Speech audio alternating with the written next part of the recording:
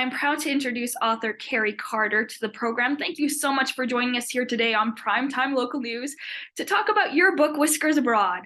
Thank you for having me on. This is really exciting.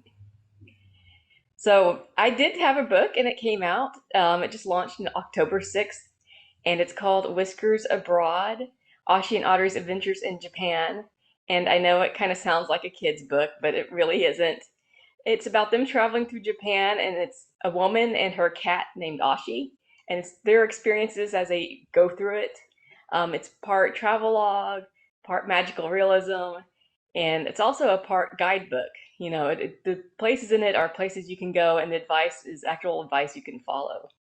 So I was wondering, what inspired you to write this book? Actually, my sister did. I always had a string of day jobs that I never really cared for that much. And so I'd send out an email every year, like, here's the things I like, pick a career for me. And my sister finally goes, why don't you just take them and write something about them? Write about cats and Japan and travel and food. And I was like, wow, that's a really good idea. And that's how Whiskers Abroad was born. Now, is there a specific reason you selected Japan? Yes, actually, because me and my husband have been there 14 times. So I was familiar with the place and the food, and I've experienced enough things there to be able to write about it. Now, another key point that I really wanted to ask about is why you decided to have these cats as these main characters traveling around Japan. Well, I've always liked cats, and so I just wanted to incorporate cats into the writing.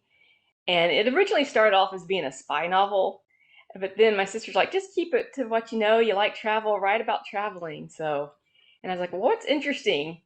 A cat traveling through Japan and talking about it, keeping a diary about it. That's way more interesting than a woman traveling through Japan, don't you think? What would you like readers to take away from your book?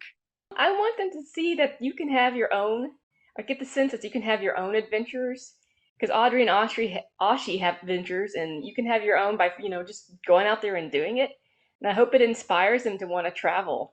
And it doesn't even necessarily have to be Japan, just, anywhere. It could even be within the United States and Canada. Now, I know authors don't really like to include spoilers, but can you talk a bit about some of the aspects of Japan and Japanese culture you included in your book?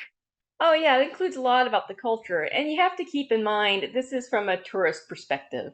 It's not somebody who lives in the culture or someone who was born in Japan. So things may seem a little weird to someone who's like in Japan, but we talk about the food, and there's a lot of stuff about etiquette. Don't put your chopsticks down in your rice. It's something that's done in funerals and not during everyday eating. And it just talks about stuff like that and just casual everyday observations. I'd like to thank you so much again for being here today. Thank you. It's nice being here.